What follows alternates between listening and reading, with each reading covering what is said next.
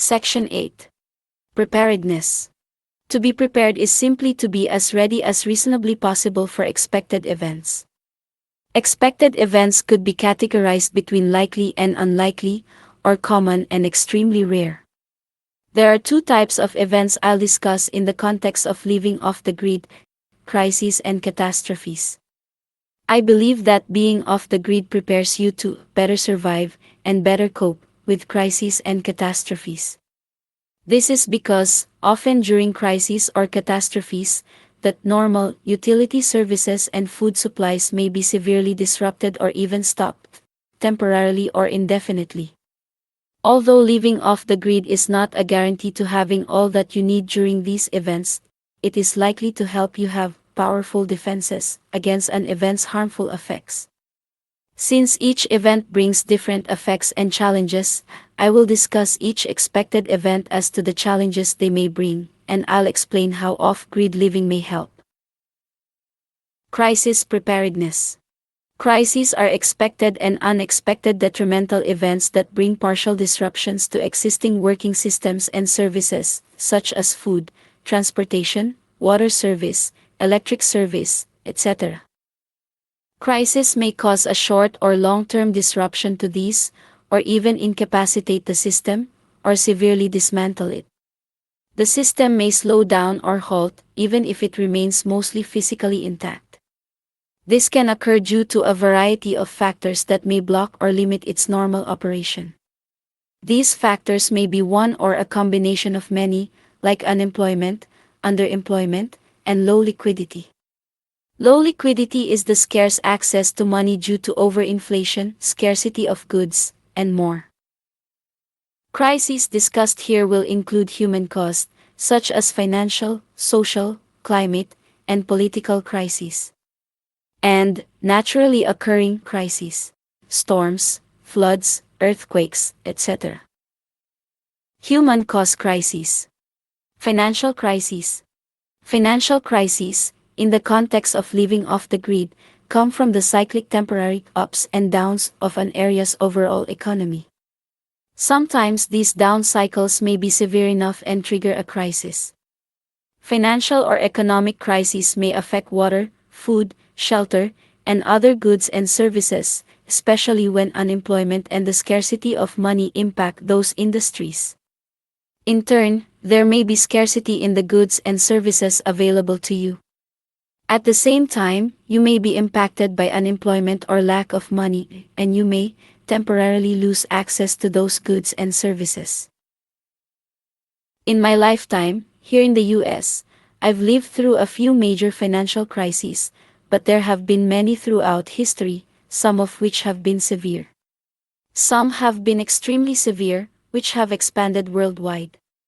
The most infamous of all is, perhaps, the Great Depression of 1929, whose effects lasted about 10 years, and many argued ushered conditions for World War. During that time, the US stock market crashed, and unemployment reached 20% at its peak. Its economic effects spread throughout the world. Other large economic crises include the early 1980s recession, savings and loan crisis of 1986, the special period in Cuba in 1991, the Russian financial crisis of 1998, and the Argentine Great Depression of 1998. In the US, I recall hearing about the dot-com bubble of 2000, and living through the Great Recession of 2007 to 2008. During this recession, there was widespread unemployment, peaking at 11%. And there were especially deep losses in financial and property assets. I, along with millions of others, were affected by the home mortgage crisis which accompanied the recession. Recently, Venezuela has gone through a deep economic crisis since 2012. And the world entered into a recession of varying severity since the beginning of the 2019 pandemic. As I write this, here in the US, the post-pandemic economic crisis remains for most Americans, with severe inflation in many critical markets like food, fuel, transportation, and many others. Needless to say, Financial crises are not just graphs and numbers on a screen somewhere with no effect, they are materially harmful to people living in our money-dependent society. A financial crisis may slow or stop your employment and monetary income, may diminish your investment or retirement account balances, may make food and utility prices too high for you to afford, and more. Some financial crises have caused the stress and suffering of millions of people, and have even contributed to the death of many, for extended periods. Living off the grid empowers you to be less dependent on your local, national, and international monetary economy. Although you may not choose to completely exit this economy, living off the grid provides a buffer zone between the economy and you, so that in case of a crisis the effects are dampened. For example, if you are debt-free and rely on only a small income because you don't have any bills, then a financial crisis that affects employment may affect you minimally. In contrast, someone with much debt, living a high-cost lifestyle, may lose many of their indebted property. In many cases, people may lose a home, a vehicle, access to food, healthcare, etc. For example, during the 2007 to 2008 Great Recession, I lost my home due to a combination of low local immigrant wages and over 50% loss of home value. And my lender, the bank, did not want to renegotiate the extremely bloated mortgage loan. This is despite my many pleas by phone and in writing. And this is after the federal bailout that banks receive. Then, many had a big mortgage loan, a precarious income, and not enough income. To no surprise, immigrant and black communities were hit the hardest. For example, when I lost my income in 2006, I had to move away from the area, mainly due to low prospects of fair wages and employment, and eventually abandoned my home. A tangible example of how living off-grid provides a buffer during a financial crisis is having solar energy equipment. It may get rid of your electric bill, allow you to allocate more funds for savings, and allow you to need less money. Another example is living efficiently. Living off-grid encourages you to increasingly live within your means, better manage your finances, save more, and pay less for everyday items. And the increased efficiency, skill, and knowledge of off-gridders surely contributes to their resiliency to financial crises. Also, as mentioned elsewhere, by becoming more ingenious, resourceful, and skilled, you become a more valuable employee, business administrator, or contributor in just about any place or situation. I believe producing food off the grid helps you financially. This is in various degrees, depending on your food producing capacity. It surely would help in the event of food shortages or food price runaway inflation, such as the current one. Just recently, the prices of hen eggs were a runaway, and those who had egg-laying hens were at an obvious economic advantage. During that time, in some areas the prices of eggs almost tripled within a short period, and prices remained about 60% above average for several weeks nationwide. During this time, many neighbors in my area suddenly sold chicken eggs from their backyards. Harnessing drinking water can surely help during economic crises, especially where water may become scarce. As you may know, bottled water is increasingly popular, with many people opting to consume mostly bottled water during their day. Economic crisis may impact delivery of water to supermarkets and other stores, and impact access to that need dearly. Harnessing, processing, and storing water are central pieces of living off the grid, and these can provide weeks to months of clean water supply. This water supply can help you remain healthy, even if a severe economic crisis hits, impacting drinking water availability. Economic crises may impact electrical power and other utility services like natural gas. These may be brownouts, short temporary electricity outages, blackouts, long-term electricity outages, and utility gas outages. These may be offset or alleviated by off-grid technologies like alternative energy systems, solar, wind, generators, and storage systems such as batteries and liquid propane gas tanks. You may use renewable generators, solar or wind, to refill your storage batteries and keep some or all of your electrical appliances and devices running during brownouts or blackouts.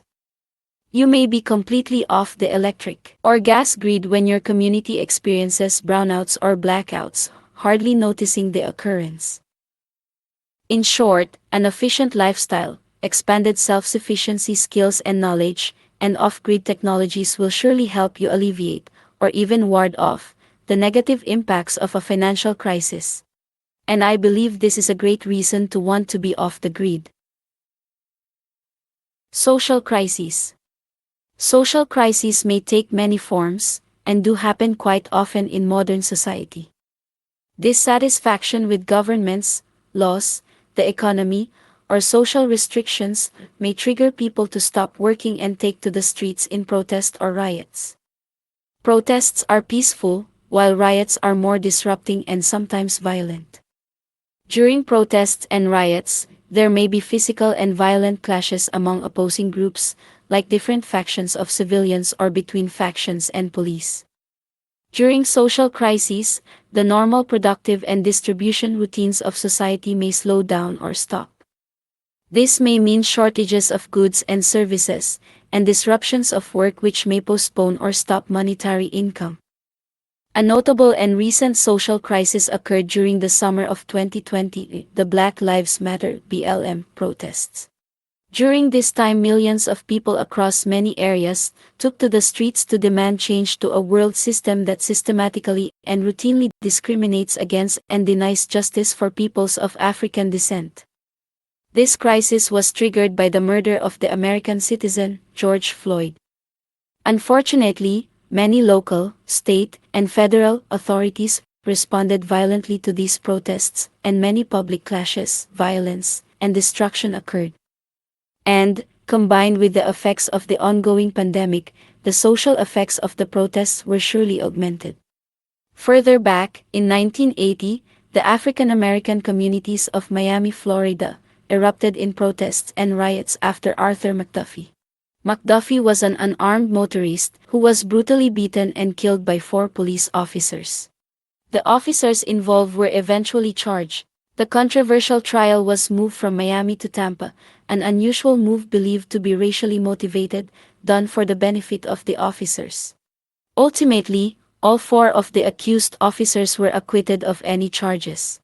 Personally, so far, I have lived through a few social crises here in the US. In 1992, the Los Angeles riots were triggered by the brutal beating of Rodney King. The brutal attack was seen as unjustified and was videotaped, causing outrage, largely in the black communities of this racist nation. The subsequent acquittal of all officers involved in the blatant abuse caused social unrest and protests in many areas of the U.S. Some were reported as riots. In the spring of 2000, in South Florida, there was a short-term public crisis during the Elian Gonzalez custody dispute. During this time, outrage erupted in the Cuban-American communities of South Florida, caused by the dispute over the custody and forcible seizure of the toddler Cuban boy whose mother had drowned while migrating to the U.S. in 1999. Although there were threats of widespread turmoil in the streets, in the aftermath of the dramatic raid to seize the child, the threats did not materialize and tensions waned within days. There have been many riots in America, mostly driven by racism and discrimination based on protected statuses. Just to name a few, the Cairo, Illinois race riots of 1967 to 1973, the Martin Luther King assassination protests, and many others happened all across the world. During many of these crises, and many others not listed here, businesses were closed, property was damaged, fires erupted, traffic was stopped, people were jailed, and some were injured or killed. These crises can affect entire nations, regions, communities, or specific groups to various degrees. For example, if your business or home is set ablaze, or if you are jailed and lose your job during a protest or riot, will surely impact your physical and financial situation. More importantly, access to basics such as water, food and shelter may be affected during or in the aftermath of a social crisis. Living off the grid largely isolates you from the effects of social crisis, mainly by allowing you to remain away from the crisis and being prepared for it in many ways. For example, off-gridders will likely choose to live away from overcrowded areas, produce a significant portion of their food, and have water and long shelf-life food stored. Due to this preparedness, off-gridders may be able to wait out a social crisis by remaining in their home for however long the crisis occurs. Also, if you have little or no debt, bills, or financial commitments, then you may be able to cope with less or no income for the duration of a social crisis. And, if the social crisis affects utility services like water, gas, and electricity, you may be able to cope with this by relying on your own services off the grid. The normal methods of communications, like landlines or cellular telephone, may be disrupted during severe social crises. Fires or vandalism may cause damage to telephone and cellular infrastructure and knock out these services. If you are off the grid for communications, your service should not depend on any physical infrastructure outside of your home or yard. So, unless your home has been affected directly by the social crisis, you may be able to communicate using various wireless end-to-end equipment. More on this later. Political crises. Our world maintains much of its order and peace through government. Most nations have agreed that government is beneficial and necessary for a variety of reasons. But, governments gradually, or suddenly, become corrupt, despotic, authoritarian and abusive. The government may also weaken, to where other institutions control much of that society. Cartels and powerful families may hold more power than the government in certain areas or nations. In less democratic societies, suddenly, there may be a power struggle within the government. When any of these detrimental situations arise with the government, a political crisis may occur. Political crises may include widespread dissatisfaction and unrest, protests, riots, labor strikes, and street violence. Even in free and democratic societies, political crises may be triggered by outraged voters, especially if instigated by demagogue leaders, and real or perceived fraud during or after elections. This crisis occurred in the U.S. on January 6 of 2021 in Washington, D.C. More on this later. Also, martial law may trigger a political crisis. Martial law is when the government and authorities require strict curfews and other restrictions. This has occurred in specific areas, generally comprised of large minority groups, and has been contemplated nationwide several times in history.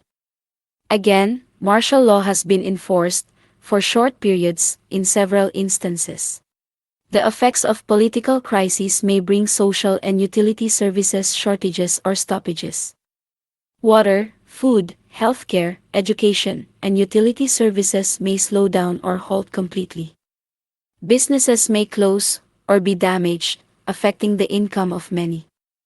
Government offices may slow down or halt services, and things like government-run utilities, water, energy, gas, may be severely affected.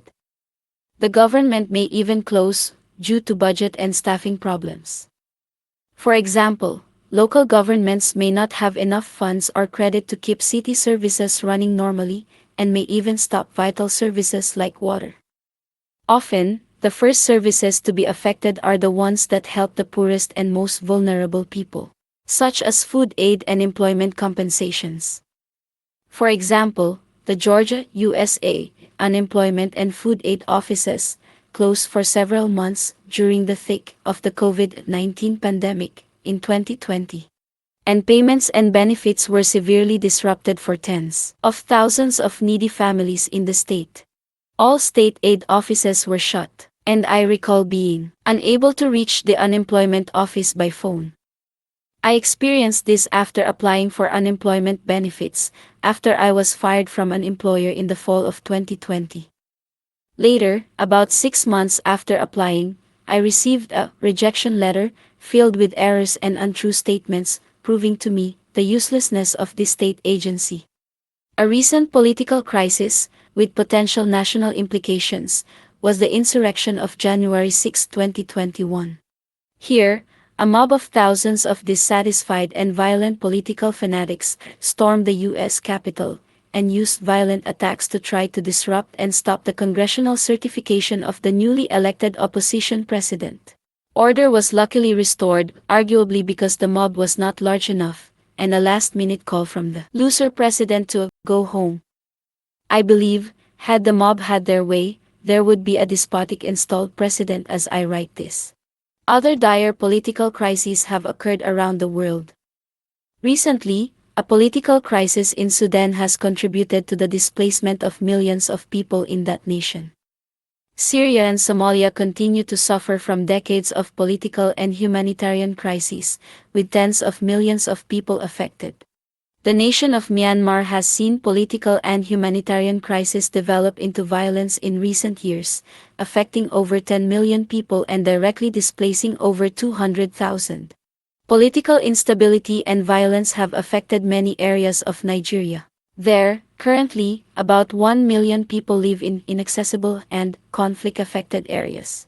At times, political crises have fallen into all-out war and ushered modern-day famines, such as the one in Yemen. There, over 20 million people are in dire need as I write this. Furthermore, countless short-term political crises have occurred throughout the world, and will continue to occur, perhaps often and for the foreseeable future, affecting the needs and lives of many people. Living off the grid has clear benefits in preventing and alleviating the ill effects of political crises.